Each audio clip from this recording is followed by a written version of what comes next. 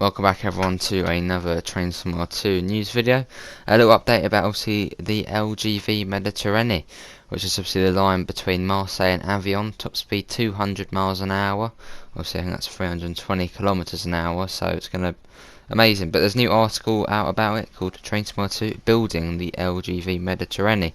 So obviously the screenshot you're seeing now is the first proper one we've got. But let's read through the article. We chat to the development team about building the first French route for Train Simulator 2. Before we get started, can you let us know what you both do here at Dovetail? And they've spoken to Jess and Matt. Obviously Matt is the main guy basically. So Jess says, I am the senior environment artist responsible for creating in-world environment art. Within the team we have dedicated route artists who are responsible for actually building the world like a level builder would. So this includes props, track elements and scenery. And then Matt says, I am the senior producer. I look after the team generally, watch over the vision of the product and where that's going. Most specifically, I lead the track, signal and gameplay teams. I drive the gameplay that's being created and help those teams deliver the awesome stuff. So what do you do first when you build a route? So this is from Jess. It's a mixture of things from multiple teams who are all interconnected. The beginning of the route will normally start with the track team and they generate the tiles that we build the world from. To do this we source DEM data, which is digital elevation models. This then creates the tiles with elevation based on that data, and the track team will then lay the track based on Google Earth or track documents, a bit like blueprints. Once we have that, we get art involved and they will start building the route itself using assets we have, so foliage and buildings, or sculpturing the landscape based off video and photo references. We then build up from that in stages. So you can see a screenshot of the Google images there. Right, let's move on to the next section. This is all from Jess. What is the biggest challenge with recreating a real world route? We like to be as accurate as we can. We focus on the key feature areas such as the stations and the areas around it, including key gameplay areas like depots and yards.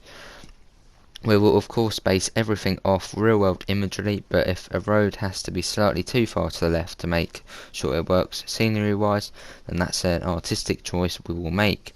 We also have to edit things sometimes to have functioning NPCs. Within an artistic license we try to be as accurate as we can, but our main aim really is to give the correct feel for the route. That is our priority. How do you build a route, and was LGV any different? This is what Jess says. We have gone about this route slightly differently to how we normally would. We have introduced a new pipeline which is using our new tool. And this is now what Matt says. When you go to websites such as OpenStreetMap and Google Earth and you see the map, what's powering these maps is data. Through sites like this we can get access to that raw data. The tool that we are building is then turning that raw data into instructions in Unreal to say paint this terrain, for example.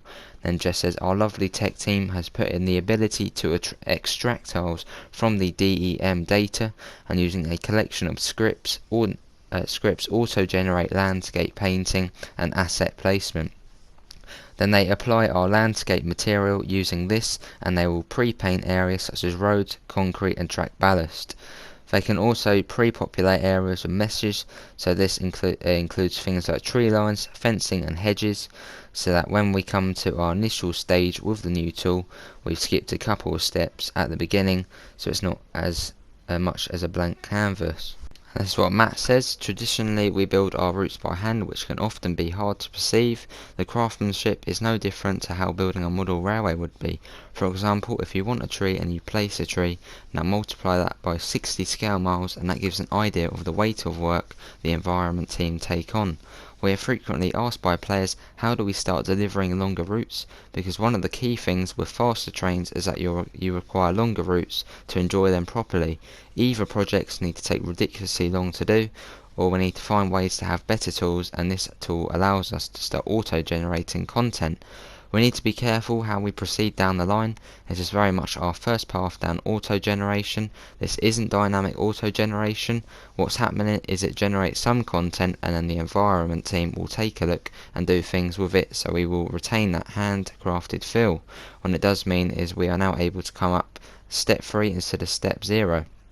And then Jess says it's much nicer for the environment team to pick up a tile and see it's already started. Nobody likes a blank canvas, and this just makes a project less daunting to begin.